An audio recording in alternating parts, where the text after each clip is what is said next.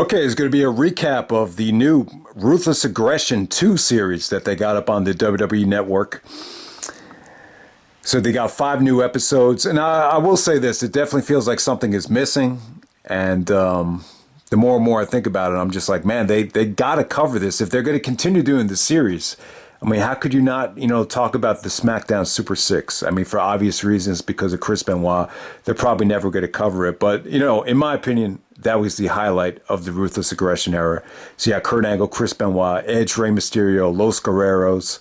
I did a full mixtape review of all the essential matches. But, if they're not going to cover it, then I just hope they pull the plug on this whole series. Because, the first season was cool, but, the fact that they're really glossing over that whole SmackDown Super 6. It just definitely feels like something is really, really missing. But yeah, I'm just going to talk about what they covered here, and features a Rock and Shawn Michaels, part, which is kind of weird because when you think of both of those guys, you think of the Attitude Era, not really the Ruthless Aggression era. But they have a whole section dedicated to Hollywood Rock, and for the most part, if you've been, watching WWE documentaries or watching the product over the last 20 years, there's really nothing new to learn here in terms of, the Rock. All these sound bites are pretty much recycled from, Rock's documentary and Austin's documentary. So there's really not a lot of new ground covered here.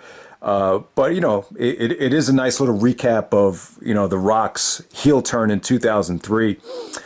And in my opinion, this was one of the best times that The Rock has ever had. It might be my favorite time of The Rock. I just felt like he was free. He even said on Bite This, like, yeah, now I could just be me and just do his own thing. He got into a great rhythm.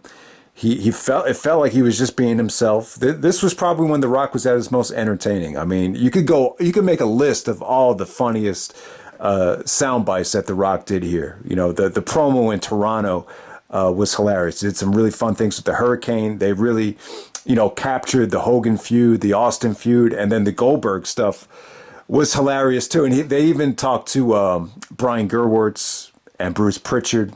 They gave you some original sound bites. And it's funny, my brother always thought it was hilarious how when they were chanting Goldberg to The Rock was like, hey, don't think you're cool because The Rock's accountant, Ira Goldberg. And then you come to realize that that's actually the real name of The Rock's accountant.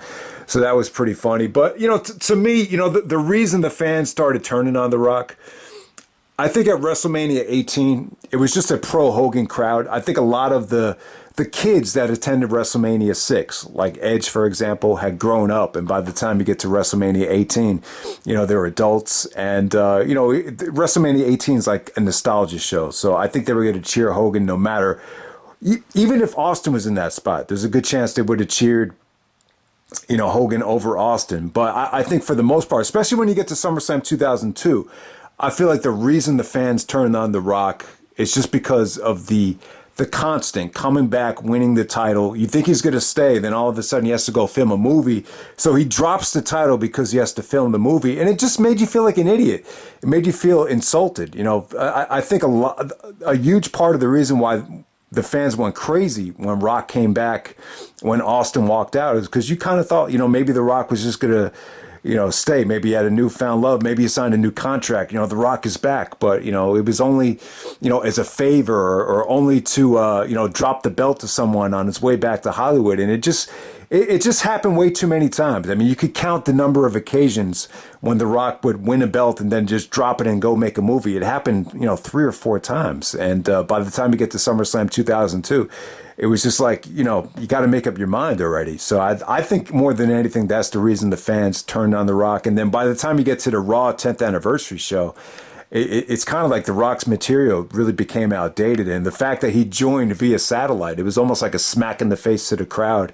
And there was kind of no coming back from that. And then they finally had to turn The Rock heel, when he did come back after the Royal Rumble of 2003. But yeah, man, that doesn't take away from the fact that, that The Rock probably had his most entertaining short little run of his career. Okay, the next episode, they focus on innovative concepts. I want to get this out of the way first. The first one I want to touch on is Bite This. So I guess it was in maybe 1999 or 2000. They had this internet show called Bite This, where it was actually non-kayfabe. So they have, I remember it when they had Kevin Kelly and Dr. Tom Pritchard hosting the show. Josh Matthews eventually came on board. But yeah, I mean, they would just have wrestlers on the show and just interview them in a non-kayfabe way. And it was cool. It was a cool way to get to know the wrestlers. And, this was before YouTube, before podcasts. So if you wanted to really get to know these guys, that was, to me, like, that was the best way to, ask questions. You could actually email questions and then they would answer it. So I thought Bite This was really, really cool. I remember, like, in January of 2003, I went, like, on a Bite This binge of just trying to, go back and watch every episode, because every episode they would have, a star that you were really invested in. So, and then there was some famous episodes where Austin, shit on the creative right before he walked out. Then you had the whole Edge and Lita and Matt Hardy thing where they were really, like, it really got heated. It felt real. I mean, I'm sure a lot of it was kind of fabricated, but, there were some memorable additions. But at the same time, they actually showed this Bradshaw soundbite where he would actually, on Bite This, he would say that Cena's going to be the future of the company. He's going to be a great champion. Then they would edit to Bradshaw, JBL, the character, just saying that John Cena was a walking piece of garbage. And it would just be like, it was a little bit confusing for the fan base, and it kind of exposed the business. I remember Triple H was really against all these different outlets that were exposing the business, because he felt like he had a tough time getting heat as a heel, like around 2002. I think he referred to Tough Enough, but he must have been upset about Bite This as well, because I don't think anything else really exposed the business like Bite This, because it was part of WWE.com. So, it was just kind of like, but it was cool though. I'm always gonna look back on Bite This with a lot of fond memories. It's pretty much like as soon as YouTube got popular, I think they got rid of the show, and it just wasn't, it definitely, more than anything, I would definitely say, especially that Bradshaw soundbite, you could just see it just wasn't healthy, for the company to have it around, because it did, expose the business, so to say. But yeah, I mean, they touched on some of the, concepts that did not work, like Taboo Tuesday, with the fans voting in. I was not a big fan of that concept. I was not a big fan of the show. It's almost like they were telling the audience who to vote for. But, to Taboo Tuesday, Cyber Sunday, to the credit of, that format, it sounds to me like they didn't, jade the voting process. It seemed to me like they wanted to keep it legit, and that's exactly what they did. But, I just found the concept kind of frustrating. I think it was cool at the time, but at the same time, I just felt like the voting was just a little bit too predictable for a lot of different reasons, and the pay-per-view just never equated to anything great. Even though you did have some really, really the highlight of it was Taboo Tuesday 2005. You ended up with a great double main event there. So I don't want to say the pay-per-view was awful, but I just remember the first one. I just having the pay-per-view on a Tuesday in the middle of the week, and Shawn Michaels ended up getting hurt. That's really the pay-per-view that stands out to me, and it just came off more negative than anything else right there. But there were some good shows out of it. They weren't awful, but the Christian even said there's a reason why they got rid of it. Also, they shed a lot of positive light on the first Elimination Chamber, the first Money in the Bank. Yeah, I mean, they really went into depth initially about how Edge was just so anti-ladder match at the time, and he had to be talked into the Money in the Bank ladder match because he was just so burned out with doing ladder matches. But, they just talked about how the first couple of Money in the Banks were really successful, and, they it really catapulted Edge to the next level. It catapulted Rob Van Dam, to cashing in with the, propelled the ECW brand and got that off the ground. So the first couple of Money in the Banks were really cool. I just feel like over time it's been more negative, and I just think it's definitely hurt the business. Even with Big E. I mean, look how many people gave a fuck about that Survivor Series main event between Big E and Roman Reigns. I mean, just judging from the review, it just didn't seem like anyone cared. And the backdrop of Big E, Big E winning that belt, the foundation of it goes back to him winning the Money in the Bank. And, you know, maybe if he just won it straight up, maybe more and more people would have cared. So we'll see what happens with Big E. I think he's a good champion. I like him. But I think him winning due to the Money in the Bank is probably going to hurt him. And the list goes on and on with so many guys that I just don't think the fan base took seriously because they won Money in the Bank. It worked for Edge, but that doesn't mean it's going to work for everybody. And the way Van Dam cashed it in was really original because you had the ECW connection tied to it. All right, so the Elimination Chamber, the first one, it was cool, man. They showed this behind-the-scenes footage of, you know, Triple H, Booker T, and Jericho just kind of looking at the chamber, looking scared, looking nervous. Jericho was actually telling Triple H, you know, you can't go up on top because of the formation of the chamber, how it kind of trickles down. You know, there's no stability on top, so you can't go up on top. And Booker T looks at Triple H, is like, man, someone's getting fucked up tonight. And he was right. It ended up being Triple H who actually hurt his trachea after Rob Van Dam frog splashed him off the top of the chamber. So, yeah, so that was cool. It was cool to see Triple H talk about how much of a tough time he had breathing, but they did talk about, other than that, you know, the first chamber was a massive success and how it just ended up being just such an awesome match, how it's evolved over the years and how they changed the structure of it to make it safer and to make it, you know, a little bit more cushion, some more room. But, you know, the chamber to me, it's just another event that I just think it has run its course. I'm just in favor of using it like Hell in a Cell when you just, on a special occasion. I just think naming a pay-per-view after it, having it year after year, eventually you just kind of, when you look back at chamber matches, it's just like they all feel like a blur. Okay, the next episode deals with Shawn Michaels, HBK.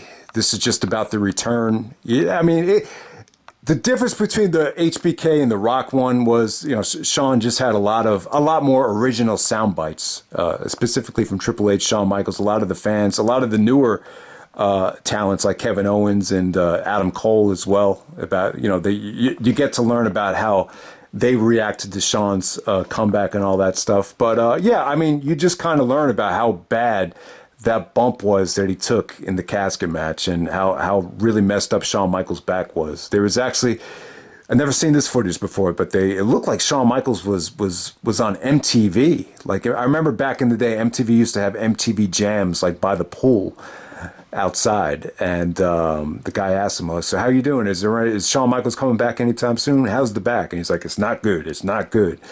And so you just learn about how long it really took for Shawn to heal, you know, from that back surgery. And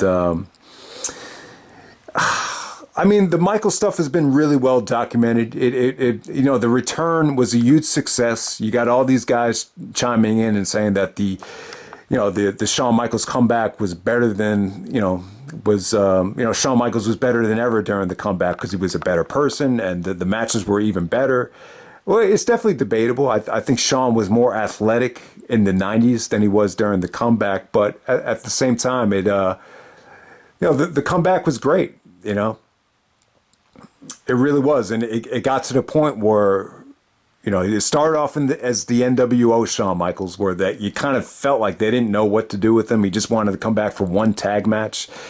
And then the Triple H match kind of came out of nowhere. You know, there's some, I don't remember who said this, but someone said that the Triple H Shawn Michaels match was kind of, you know, them kind of asking Shawn to bail them out because of the Austin walkout. I don't know how much truth there is to that, but you know, once Shawn came back, everyone had the mentality of like, man, we don't know how long it's going to last. Like, because originally Shawn just wanted to come back for one match and then hang it up. But, you know, Vince kept talking into more and more different things. The Survivor Series thing came out of nowhere. And then you put the champion on him, then you could get one more match out of him. It was just kind of like they were trying to milk him for every single little thing that he was worth.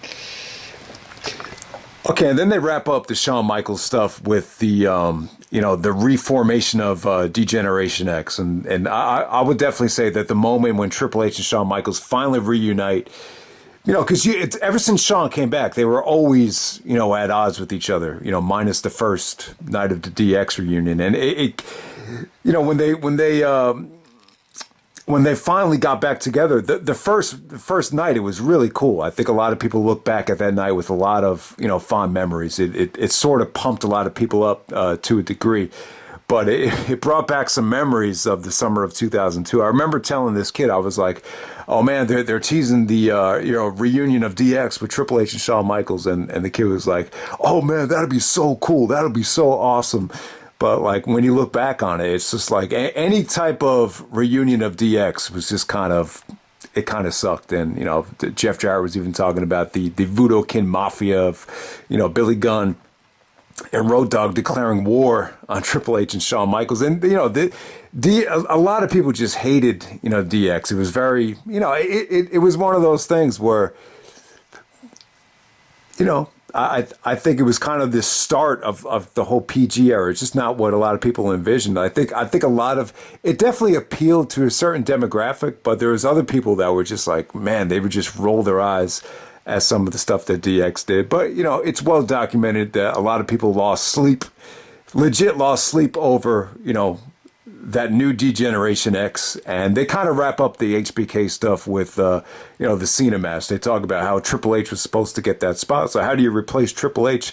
You give him Shawn Michaels. Well, that's a case where the substitute teacher is actually a better option than what was originally planned. They didn't really say that, but Shawn Michaels is more than just a substitute, and the John Cena Shawn Michaels stuff ended up being awesome. And if it got Jericho to come out of retirement, then I think that speaks volumes.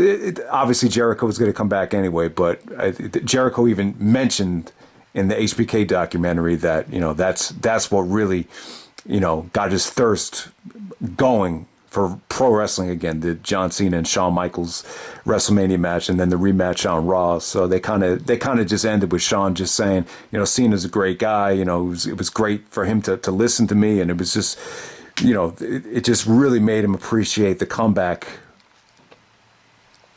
at that time. So yeah, I mean the HBK stuff was nothing really new, but it was probably the most different thing about it was a Triple H soundbite. Triple H was actually saying how Shawn's mom was really nervous before the SummerSlam match, and Triple H said, "Don't worry, I'll take care of your boy." And Triple H actually started breaking down, and tears were coming out. So that was pretty cool. That was another story right there. But they flashed back to a lot of Bite This episodes where Shawn was like, "This is my last singles match," and it's just like, wow, like But when you go back to the summer of 2002, you just didn't know.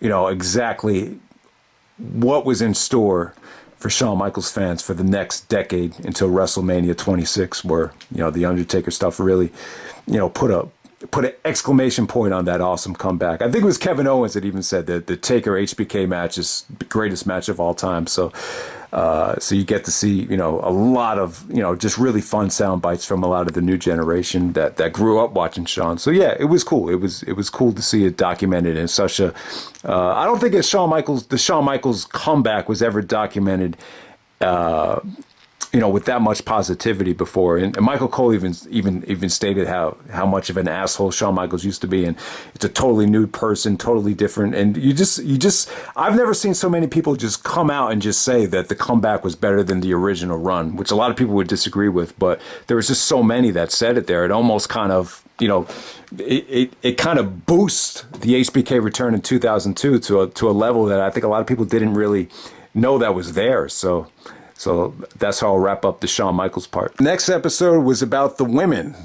And this was pretty interesting because you just learn about how much of a difficult time the women had, back in the Attitude Era. They really documented how they got such little time in the ring and no one really wanted to see them, and they were told to wrestle a certain way. And then eventually things kind of turned around because of Finlay. Dave Finlay, I guess years from now, he's going to be known as like the messiah of the women's division for, being really tough on them and getting them to be more physical.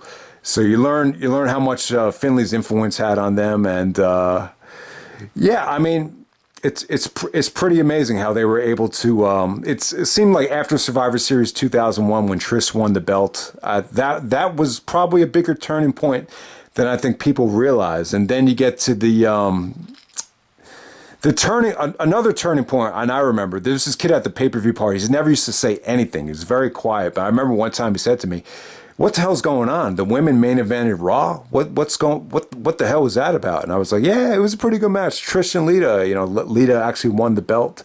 But you just kind of say to yourself at the time, it just like people were shocked that the women main evented. And, when you get nowadays, it's not that big of a deal. You see it all the time, especially with them, main eventing WrestleMania. We've seen on a couple of occasions so far. So it just shows you how far they've come. They touched on the Diva Search, and they touched on Tori. The Tori Wilson sound bites were kind of weird because you get the impression from her that she wanted to do more and was always told, to do less, and the matches would get cut short.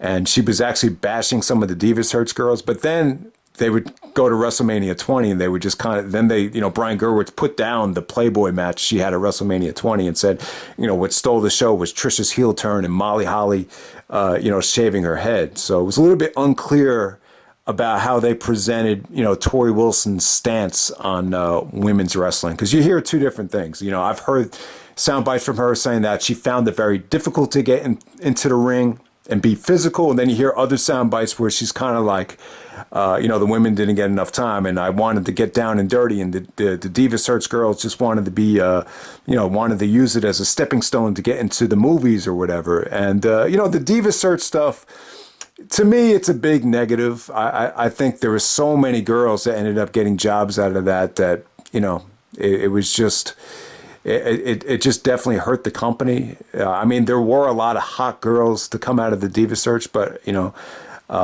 someone actually did make a point. I think it was Melina said that if you have a chance to use the Diva Search to get into the business, you got to do it. But at the same time, it did bring in like a lot of, girls that really had no business being in a wrestling ring. And then the last episode deals with developmental. So they focus on these three sections of WWE Developmental. Originally, when The Rock first started training, it was in, Stamford, Connecticut. They had like this warehouse.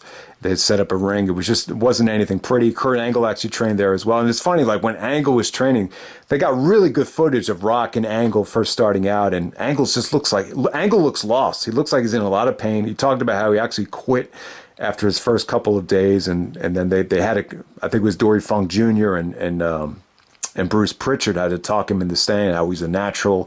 And then eventually, obviously, Kurt got it. And The Rock, obviously, what happened to The Rock's success. But yeah, they talk about how, dysfunctional the training system was at the time and how it didn't even compare to the WCW power plant. They show clips of the power plant, and the power plant just looks a little bit more like the Performance Center nowadays to a degree. So it was just funny how they were actually admitting that they were a little bit behind with the training compared to WCW. And then they talk about Ohio Valley Wrestling. Jim Cornette played a huge part in it. He was willing to take a pay cut to bring the developmental system down to Louisville. And then you learn about, it's pretty well documented, but you got a first up and close look about, Randy Orton, Batista, Brock Lesnar, Shelton Benjamin, and John Cena. Great footage from those days. Talked about how you had so much talent and so much guys, ready to break out. All those guys were prime time, were ready for prime time after, all the learning they did in OVW. Then you had guys like Big Show and Mark Henry talked about how getting sent back down to OVW actually helped them. So I thought that was really good stuff. And then we go to Tough Enough. And they said Tough Enough ended up creating a lot of stars. They thought, they talked about the positives and negatives of it. They showed Maven winning it, but then at the same time, they showed how, Chris Nowinski wasn't that good at promos. So they used some of the botched promos from Nowinski. Then they showed this match that Jackie Gator had on Raw with Trish. And it was a tag match. And I forgot about how bad that match was. Just some of those clips looked awful, and the crowd was booing the shit out of Jackie for blowing all those spots. So they showed you how the Tough Enough thing, really wasn't working in some areas, but then they put a really nice positive spin on it by the time you get to the end of it. Al Snow really defended the Tough Enough kids, saying that, they put in a lot of work, and they praised Miz and Morrison for, really using Tough Enough to get to the next level and, making the best out of it, and just, looking at the Miz and where he came from Tough Enough to now, tried to really, put a really, really positive spin on Tough Enough by the time you get to the end of it. But yeah, man. And then they focus on the WrestleMania 27 main event because you had 3 different guys involved from 3 different developmental systems. You had The Rock, Stanford, you had John Cena from OVW, then you had The Miz from Tough Enough. It was like the first time all those 3 elements met in the main event of WrestleMania. So that was pretty cool. But yeah, man, the developmental system, the performance center, they have clips of Triple H, talking to a lot of the newer kids, and the state of the art facility that Triple H implemented with the training facility. So all that stuff is really good stuff. You just learn about how important it is to have a legit and fundamentally sound training facility, without a doubt. And just watching some of the bumps, you almost forget. Like a lot of these bumps, if you're not used to wrestling, or if you're just a fan and you forget about how many of those Tough Enough kids, especially a lot of the women, just were really shaken up by how hard it was. And especially when you look at some of the bumps that Angle was taking, Angle just looked like in a lot of pain. And, to think this is the Olympic hero, the Olympic gold medalist, arguably one of the greatest of all time. And to think, he almost quit because he just felt like it just reminds you of how difficult it is to bump day in and day out, and how grueling it could be. And you hate to think about it, but, you think about all the negative side effects that might come with it as well. But, that's for another story. But yeah, that was the last episode of the Ruthless Aggression thing. So yeah, I mean, I think they should probably end it here. I think the SmackDown Super 6 was by far the pinnacle of Ruthless Aggression. And to me, like, if they're not going to cover it, then we'll just kind of pull the plug on it. But yeah, it was a great era. And I know a lot of you guys kind of grew up on that era. So, yeah, I mean, it's definitely, they're definitely worth checking out. But like I said, there's a lot of stuff, especially the Rock stuff. A lot of that stuff is definitely recycled from previous WWE documentaries. So I don't know if everyone's going to feel like, this is a lot of new ground that's discovered on the network. But yeah, it was cool. So definitely check it out. All right.